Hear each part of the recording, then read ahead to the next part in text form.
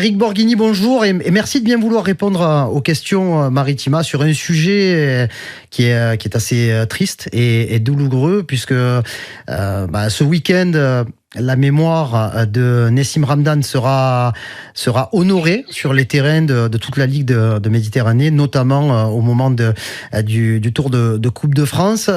J'ai vu votre communiqué cette semaine. C'est quelque chose quand même de terrible qui vient de toucher pas seulement un homme et sa famille, mais je dirais presque à la famille du football méditerranéen, quoi. Absolument. D'abord, bonjour à tous. Bonjour Karim.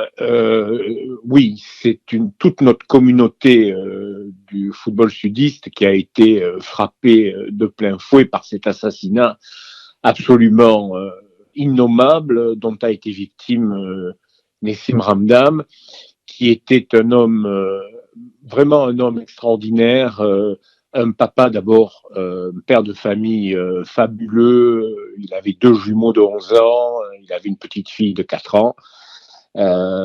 Et c'est d'abord bien entendu à sa femme et à ses enfants, à son frère aussi que nous pensons bien sûr. Et puis c'était un footballeur, je dirais, charismatique dans notre football amateur sudiste parce que partout où il a été capitaine de l'équipe, que ce soit à Fos-sur-Mer, que ce soit à Carnoux, que ce soit à Gignac, que ce soit à Saint-Zacharie et dernièrement à Sifour. C'était vraiment quelqu'un qui dominait le vestiaire, il était très emblématique et très charismatique. Et puis c'était un éducateur. Il s'occupait aussi des jeunes et il avait réussi avec succès son BMF et on devait lui remettre le 31 octobre, on a notre cérémonie de remise des diplômes de l'Institut régional de formation du football chez nous à la Ligue, et on devait lui remettre son diplôme d'éducateur qu'il avait brillamment réussi. Nous le lui remettrons à titre posthume. Nous avons invité son épouse pour cette petite cérémonie. Et bien entendu, tout le football méditerranéen lui rendra un dernier hommage ce week-end dans les matchs de Coupe de France féminine, mais aussi tous les matchs qui se dérouleront sur le territoire de notre ligue. Une minute de silence sera observée à sa mémoire. C'est quelque chose qui vous tenait vraiment à cœur. Alors c'est vrai que nous serons présents au Stade Parchemin pour le match de Coupe de France entre Fos et Sifour, 2 clubs pour lesquels il a joué. C'est vraiment le moment du recueillement qui est nécessaire pour son départ.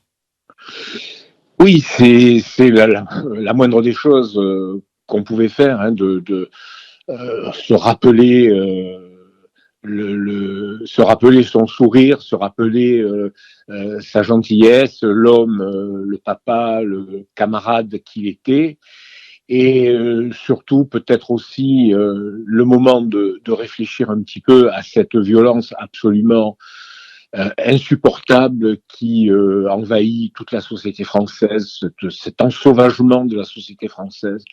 Quand on réfléchit, mais comment un gamin de 14 ans a pu tirer de son froid sur un homme, écoutez, moi, quand j'avais 14 ans, je jouais encore aux billes. Non mais, c'est hallucinant. Quand on est confronté à cette réalité-là de la société française aujourd'hui, voilà, ça fait vraiment réfléchir, et voilà, il faut pas que ce départ soit inutile.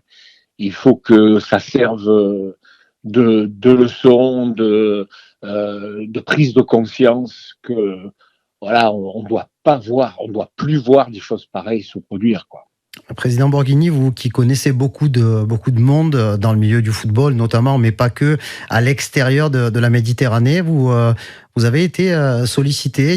Vous avez eu des messages presque de soutien indirectement.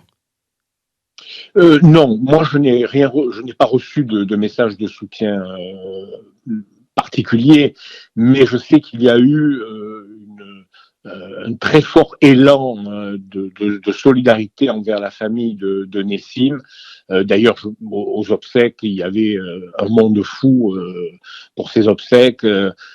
C'est bien le signe que c'était un homme extrêmement apprécié. Et puis aussi le fait que les gens comme vous, comme moi, sont profondément choqués par ce qui est arrivé.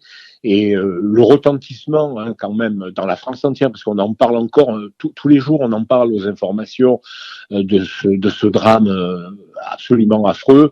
Donc ça, je pense, vraiment ébranler tous nos concitoyens, parce que c'est pas possible qu'un homme finisse comme ça, quelqu'un qui avait rien à se reprocher, qui était un homme exemplaire, qui ne trempait dans aucun trafic. Je veux dire, c'est l'archétype de l'injustice. Vous voyez, cette mort, c'est injuste. Et donc, voilà, c'est pour ça que je pense que s'il n'y a pas eu si j'ai pas reçu moi à la Ligue des messages particuliers, puisque d'abord les messages c'est surtout pour la famille, pour le club, puisque la Ligue, mais nous c'est par solidarité qu'on se joint à la douleur de la famille et à la tristesse de son club, pour dire voilà, on est à vos côtés, et puis c'est quelque chose qui ne doit plus jamais se reproduire.